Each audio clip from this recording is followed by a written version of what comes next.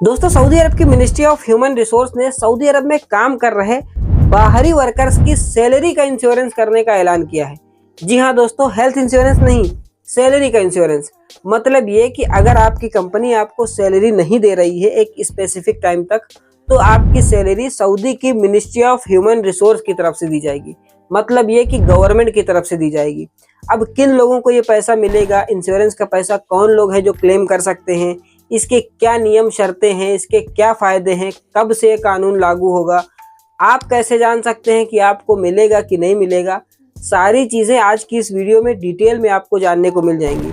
इसीलिए आप वीडियो को पूरा ज़रूर देखना, क्योंकि पता नहीं है कब किसकी कंपनी सैलरी देना स्टॉप कर दे, सैलरी देना रोक दे।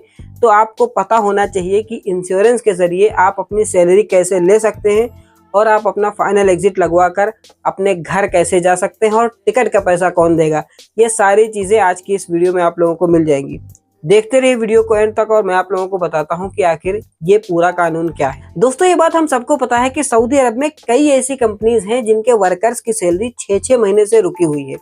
तो इसी प्रॉब्लम के सॉल्यूशन को लाते हुए सऊदी की मिनिस्ट्री ऑफ ह्यूमन रिसोर्स ने सैलरी का इंश्योरेंस करने का फैसला लिया है। और ये चीज़ भी मोहम्मद बिन सलमान के विजन 2030 का एक हिस्सा है। तो सबसे पहले हम समझ लेते हैं कि आखिर इसके फ़ायदे क्या हैं। दोस्तों, सबसे पहले इसका फ़ायदा ये है कि अगर सऊदी की कोई कंपनी अपने वर्कर्स की 6 महीने तक की सैलरी रोक लेती है, तो उसकी वो 6 महीने की सैलरी सऊदी की मिनिस्ट्री ऑफ ह्यूमन रिसोर्स की तरफ से दी जाएगी। लेकिन यहाँ पर ध्यान देने की बात यह है कि जो सैलरी दी जाएगी वो 17,500 रियाल से ज़्यादा नहीं होनी चाहिए। मतलब ये कि कई सारे लोग ऐसे हैं जिनकी सैलरी ज़्यादा है। मान लीजिए किसी की सैलरी 3,000 है, तो 6 महीने की सैलरी 18,000 बनती है। लेकिन गवर्नमेंट की तरफ से जो पैसा दिया जाएगा वो 17,500 रियाल से ज़्यादा नहीं दिया जाएगा। किसी की 5,000 है, तो उसका अगर 30,000 भी बनता है, तब भी गवर्नमेंट की तरफ से 17,500 रियाल से ज़्यादा नहीं दिया जाएगा। दूसरा फ़ायदा इसका ये है कि 6 महीने की जो सैलरी है वो तो दी ही जाएगी, साथ ही साथ आपको आपके घर जाने के लिए टिकट का पैसा भी दिया जाएगा। लेकिन टिकट का पैसा भी 1,000 रियाल से ज़्यादा नहीं दिया जाएगा। अगर आपका टिकट महंगा है तो आपको अपने पास से पैसे ऐड करने पड़ेंगे। तीसरा इसका फ़ायदा ये है कि अगर आप घर नहीं जाना चाहते हैं और आपकी कंपनी ने 6 महीने से आपकी सैलरी रोक रखी है, उसके बाद आपने किसी दूसरी कंपनी में ट्रांसफ़र ले लिया है, फिर भी आप इंश्योरेंस का पैसा क्लेम कर सकते हैं और आपको पैसा मिलेगा भी। और सबसे खास बात यह है कि ये कानून ऑलरेडी 6 अक्टूबर 2024 से लागू हो चुका है। और अब हम बात कर लेते हैं कि इसकी टर्म्स एंड कंडीशन क्या हैं, वो कौन सी शर्तें हैं जो अगर आप पूरी करते हैं तो आप इंश्योरेंस का पैसा क्लेम कर सकते हैं। सबसे पहली शर्त ये है कि अगर आपकी कंपनी ने अपने टोटल वर्कर्स की 80% वर्कर्स की जो सैलरी है वो 6 महीने से रोक रखी है, तो आप इसके लिए एलिजिबल हैं और आप इंश्योरेंस का पैसा क्लेम कर सकते हैं। और दूसरी सबसे इम्पोर्टेंट शर्त ये आती है कि ये कानून 6 अक्टूबर 2024 में लागू किया गया है। मतलब ये कि अगर किसी की कंपनी ये कानून 6 अक्टूबर 2024 के पहले से ही तोड़ रही है, आपकी सैलरी 6 अक्टूबर 2024 के पहले से ही रुकी हुई है, तो आप अभी ये चीज़ क्लेम नहीं कर सकते हैं। ये चीज़ 6 अक्टूबर 2024 के बाद से स्टार्ट हुई है। मतलब ये कि अगर आप चाहते हैं तो फिर अप्रैल 2025 में आपके 6 महीना पूरे होंगे, तब आप सैलरी के लिए अपनी सैलरी के इंश्योरेंस के लिए क्लेम कर सकते हैं। इसका सबसे आसान तरीका है कि आप एलिजिबल हैं या नहीं हैं, उसके लिए मैं आपको एक लिंक दे दे रहा हूं डिस्क्रिप्शन में। उस लिंक के ऊपर जब आप क्लिक करेंगे तो इस तरह का एक पेज खुलकर आएगा।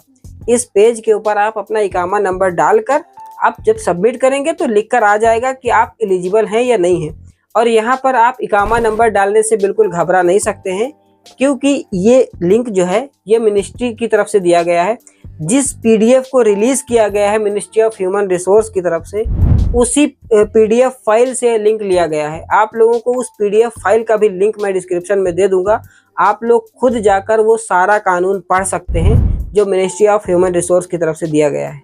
जैसा कि मैंने पहले ही बताया कि ये कानून 6 अक्टूबर 2024 से ही शुरू हुआ है। मतलब ये कि अभी कोई भी ऐसा नहीं है जो सैलरी के इंश्योरेंस के पैसे को क्लेम करने के लिए एलिजिबल हो, वो 2025 के अप्रैल के बाद से ही होगा। इसीलिए मैं आप लोगों को बता दूं कि ऐसे कौन से डॉक्यूमेंट्स हैं जो आपको सेव करके रखने हैं, क्योंकि अगर फ्यूचर में आपकी कंपनी आपकी सैलरी रोकती है तो आप मिनिस्ट्री से अपने इंश्योरेंस का पैसा क्लेम कर सकें। सबसे पहला डॉक्यूमेंट है आपका किवा के ऊपर जो कॉन्ट्रैक्ट है आपकी कंपनी और आपके बीच में जो कॉन्ट्रैक्ट है किवा के ऊपर, उस कॉन्ट्रैक्ट की पीडीएफ की कॉपी आप सेव करके रख लीजिएगा। दूसरी चीज़ ये कि जो आपकी सैलरी की स्लिप है, मतलब सैलरी का कोई भी प्रूफ हो, ये प्रूफ हो कि आपकी सैलरी इतनी आती है, चाहे वो मैसेज भी हो सकता है या फिर आपके बैंक की डिटेल भी हो सकती है, आप उसको भी सेव करके रख लीजिए। और तीसरा मेन डॉक्यूमेंट है आपका इकामा आईडी। ये 3 चीज़ ही ज़रूरी होंगी जब आप अपने सैलरी के इंश्योरेंस का पैसा क्लेम करेंगे। तो कभी भी किसी की भी कंपनी सैलरी रोक सकती है और आगे चल के उनको दिक्कत ना आए, तो आप ये 3 चीज़ें ज़रूर सेव करके रख लीजिएगा। और जब ये क्लेम करने के काबिल हो जाएगा तो इसके ऊपर मैं एक और वीडियो बना दूंगा कि आप किस तरह से अपने इंश्योरेंस का पैसा क्लेम कर सकते हैं। तो इसीलिए आप चैनल को सब्सक्राइब कर लीजिए। मैं मिलता हूँ आपसे नेक्स्ट वीडियो में। Good bye.